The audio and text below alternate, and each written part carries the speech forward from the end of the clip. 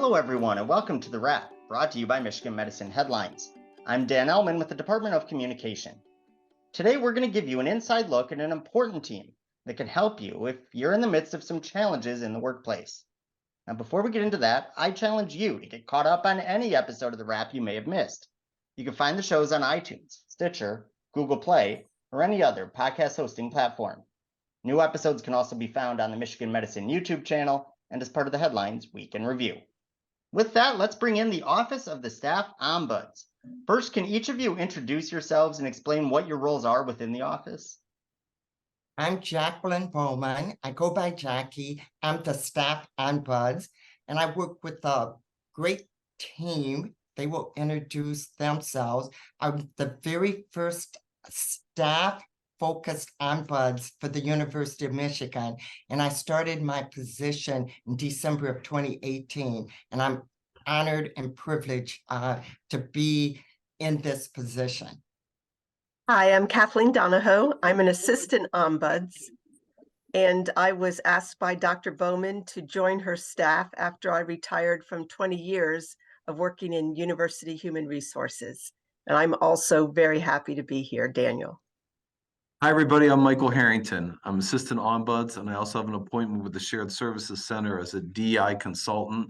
I joined the staff Ombuds in August, and I just love this work. And I'm so happy to be talking about what we do today on this podcast. Hi, I'm Mindy Stewart. I am the program specialist at the Staff Ombuds office. I handle the day-to-day operations in the office, and I'm also the first point of contact when a staff member reaches out to schedule an appointment. That's awesome. So thank you for explaining each of your roles on the team.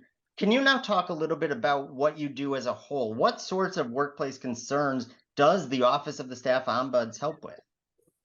Well, in our role, Daniel, as organizational ombuds, we provide confidential, informal, impartial, and independent space for non-bargain for staff to have a conversation about issues that they may have or have observed in their workplace. For example, a visitor might contact us and they need help on how to manage a conflict with a supervisor or coworker. Others might come because they have encountered a problem that's time sensitive or time urgent, and they're not sure what to do or how to resolve it. Others contact us generally around policy clarification, whether it's a human resource policy, a grievance step, sometimes a departmental policy.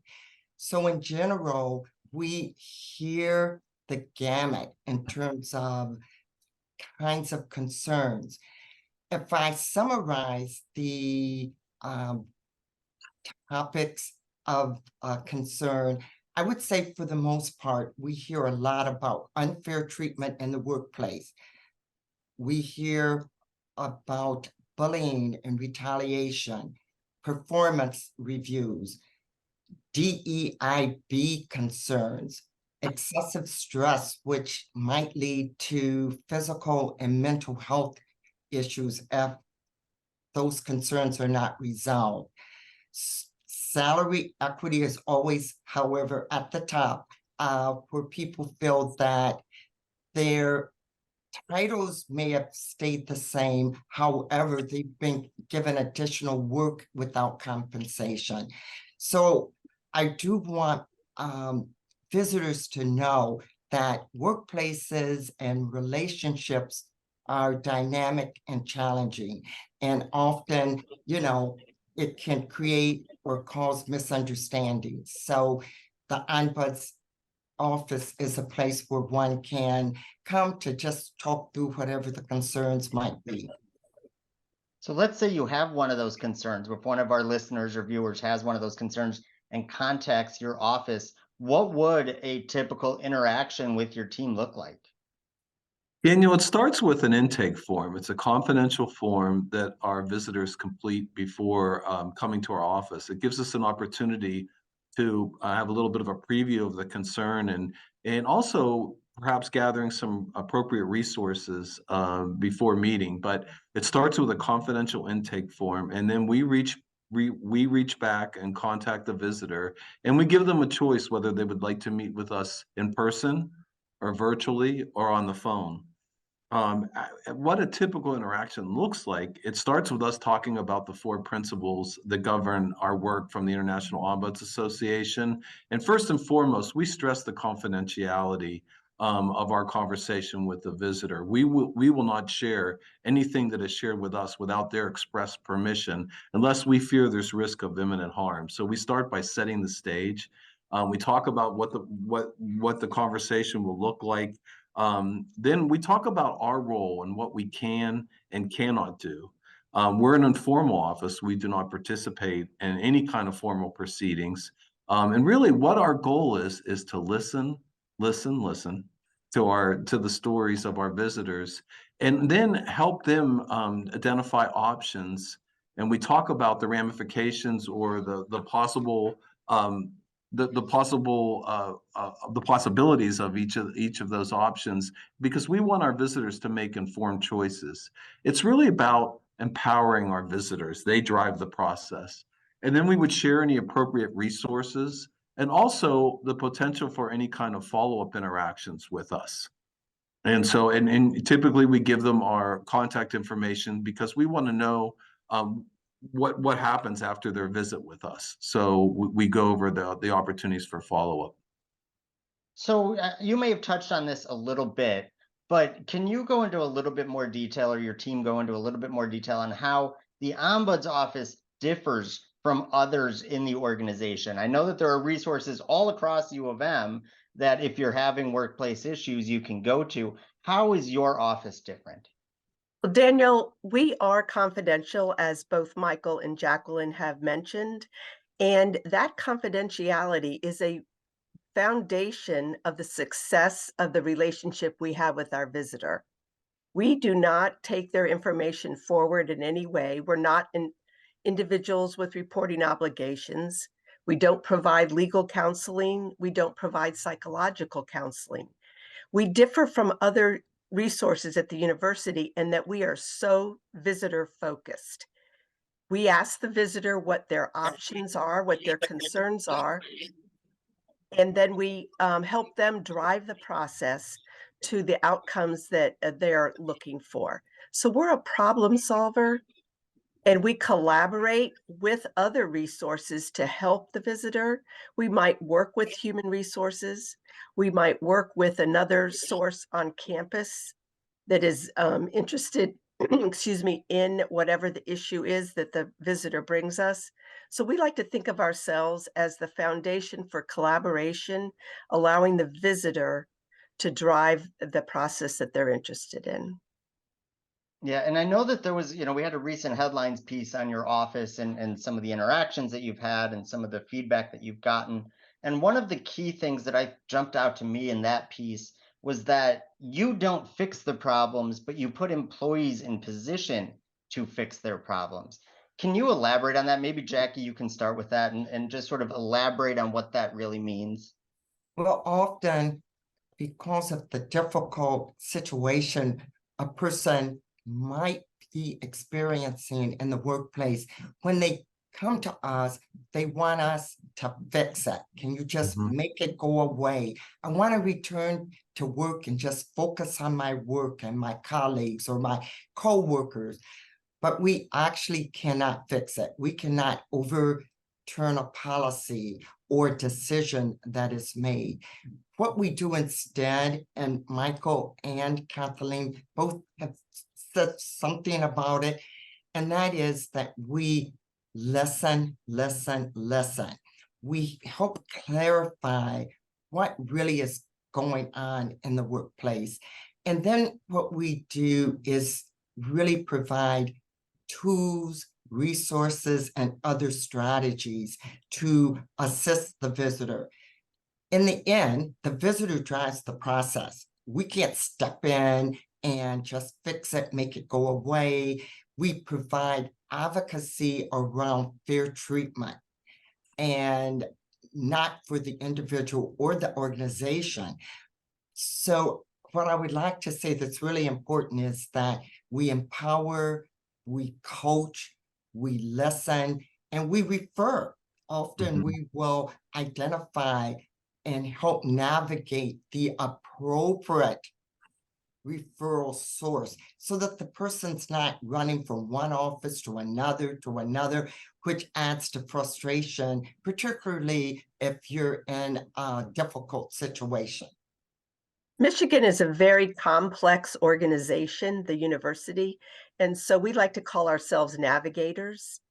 We like to help visitors figure out what avenues to choose to work within. And we often hear that they're afraid. They're afraid to go forward to an HR person or perhaps to their own supervisor. We give them the tools so that they can use those to have those discussions, navigating themselves to a better place with their supervisor or whoever their issue is with. And I would say that for some people, they probably just want to have their voice be heard, right? They may not even want another step beyond talking with your office, but they probably feel like in their daily life, they're not being heard in their daily work life. So here's a way to sort of just get their grievances out there. Do you find that to be the case? We get a lot of feedback where visitors will say, "Thank you for listening. It was the first time that someone listened to me in a respectful and non-judgmental way. I thank you." And we will provide some options. And they might often say, "I feel better just because someone listened." And Michael, I have one final follow-up for you. For staff who may want to reach out, it doesn't mean that they've failed, right, in what they're doing and in their daily work life, right? Because I feel like that might be some like a barrier to reaching out for help, is they think if they haven't been able to manage the problem on their end, that they are the failure. Can you sort of elaborate on that? You know, I like to think that they're the architect of their own happiness. So the fact that they're getting on the path to finding their voice and wanting to actually act, you know, on their own behalf, to make the situation better. And that's where the empowerment comes in. It's a beautiful thing, you know, to have folks, they finally find their voice and they want to move forward in a better way. And so that's a really wonderful thing about our work and facilitating that process. I love it. All right, Mindy, I want to bring you in now. You mentioned that you're sometimes the first point of contact for people when they reach out to the office. So if we do have listeners or viewers who want the help of the Office of the Staff Ombuds, how can they reach out? Sure, thanks, Danielle. Well, they can reach us by calling the office. They could email us. They can find us on our website. So there are many ways to reach us. Our website contains the confidential information, the confidential intake form that Michael referred to earlier. Again, strictly confidential, and that is really the best way to reach us to schedule an appointment. We schedule appointments as soon as possible, and that's usually within a week once the request is made of our office. Love it. Well, thank you so much to all of you for joining us and sharing this important information for our listeners. If you want to learn more about the Office of the Staff Ombuds, be sure you check out the recent feature story at mmheadlines.org. That's mmheadlines.org. All right, now it's time we learn more about one of our guests. And Jackie, since you run the show around here, we're going to put you in the hot seat for the lightning round when we ask our guests 4 quick fire questions that they haven't seen before. Are you ready to go? Ready, set, go. All right. Besides this one, which I know you got in this role in 2018, what is the most interesting job you've ever had? Working at the Center for the Education of Women Plus at the University of Michigan, where I was able to assist all members of the university around educational and career development. That is awesome. All right, it's Mental Health Awareness Month. What is one of your favorite activities that you do outside of work to help your mental health and relax? I walk. So I get out and I walk, and I get my steps in and I check it out with my smartwatch and say, keep it moving. And that just helped me because I reflect I breathe, and I just kind of take in the beauty of the earth. That's awesome. Hmm. All right, Memorial Day is right around the corner, which is, of course, the unofficial start of summer. What is your favorite thing to do in summer around Michigan? Around Michigan in summer, just open the doors for all the grandkids to come, take them swimming, take them to the library and walk. You love walking. That's what Yeah. that's what I'm As learning well about this. as checking out any new restaurants or a Oh, okay. restaurant that I have not been to. That nails it every time. I like it. All right, so now you just led us into the following questions. It's food related, and I was hungry earlier today when I wrote this. So if you could pick your ideal dessert, would it be ice cream, cake, pie, or something else? I'm a pie person, What kind of pie? and I like cherry, apple, you name it, blackberry. I'm a pie person. Well, there you go. Awesome. Well, thank you so much, Jackie, for being a great sport and for sharing the important information about your office, the Office of the Staff Ombuds. Once again, if you want to learn more about this team, go to mmheadlines.org. That's mmheadlines.org. And while you're there, you could check out other featured stories from this week, including a closer look at the daily work of research specialist Nick Mularoni and insight into the results from the 2023 Vital Voices Faculty and Staff Engagement Survey. Find all that and much more at mmheadlines.org. All right, it's time for the weekly trivia contest. This week's question is, who will be the featured speaker at next month's inaugural Pride Month keynote and celebration? Once again, who will be the featured speaker at next month's inaugural Pride Month keynote and celebration? You can find the answer in headlines, and once you know it, send it to headlines@med.umich.edu for the chance to win a prize. That's all the time we have for this week. Thank you so much to the Office of the Staff Ombuds for joining us, and thanks, as always, to all of our listeners and viewers for everything you do for patients, families, and each other. We'll see you next week.